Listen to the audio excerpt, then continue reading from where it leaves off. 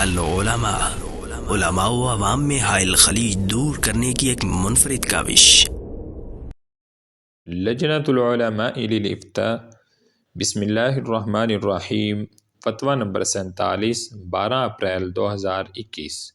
سوال: ہبہ سے متعلق مفتی صاحب کی خدمت میں چند گزارشات کرنے کے بعد کتاب و سنت کی روشنی میں فتویٰ حاصل کرنا چاہتا ہوں۔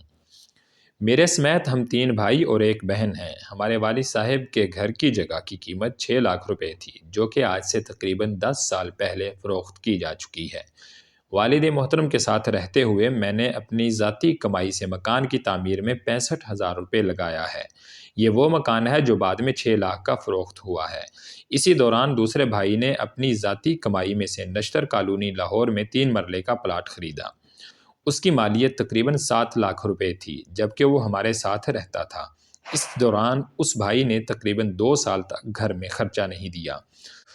اب 6 لاکھ والد نے 2 لاکھ 3 بھائیوں میں تقسیم کر دیے ہیں، اور بڑے بھائی نے 2 لاکھ والد صاحب کو واپس کر دیے ہیں۔ والدین نے ان پیسوں سے عمرہ کر لیا ہے۔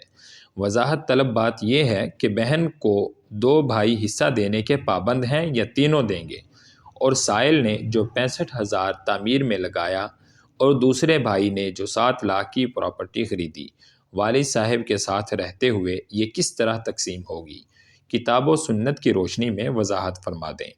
محمد حسین ولد محمد شفیع۔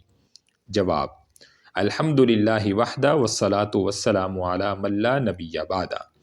پہلے تو یہ بات سمجھ لینی چاہیے کہ اگر باپ اپنی اولاد کو بطور ہبہ یعنی ہدیہ اور تحفے کے کچھ دینا چاہتا ہے تو اس میں مساوات ضروری ہیں، اور اس میں وراثت کی طرح مذکر و مؤنث کا بھی فرق نہیں ہوگا۔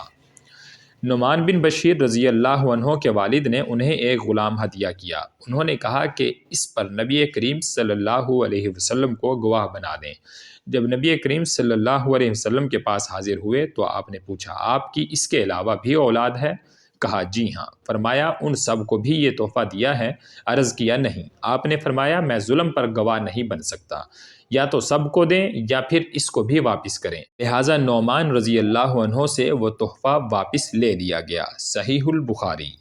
لہٰذا آپ کے والد محترم نے جو صرف اپنے بیٹوں میں پیسے تقسیم کیے ہیں اور بیٹی کو کچھ نہیں دیا، یہ درست نہیں، بلکہ جتنا آپ بھائیوں کا حصہ ہے اتنا آپ کی بہن کو بھی دیا جائے گا۔ آپ نے اپنی ذاتی کمائی سے جو 65,000 روپیہ مشترکہ مکان کی تعمیر میں لگایا تھا وہ آپ کو واپس کیا جائے گا۔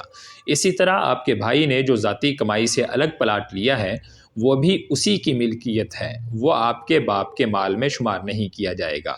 ہاں البتہ جس طرح آپ 2 سال تک گھر کا خرچہ چلاتے رہے ہیں، اپنے بھائی کے ساتھ حسن سلوک کرتے رہے ہیں، اگر وہ بھی نیکی اور صلہ رحمی کے طور پر اپنے اس پلاٹ میں سے آپ کو کوئی حصہ دے تو یہ ایک مستحسن عمل ہے، لیکن وہ اس کا پابند نہیں ہے۔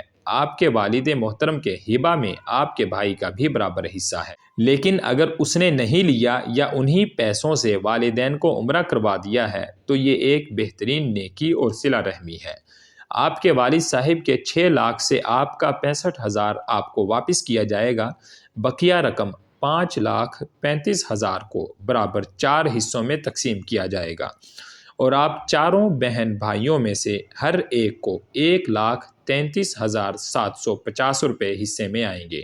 لہٰذا آپ کے وہ بھائی جو اس سے زائد رقم لے چکے ہیں وہ واپس کریں تاکہ آپ کی بہن کا حصہ انہیں مل جائے۔ واللہ اعلم بالصواب۔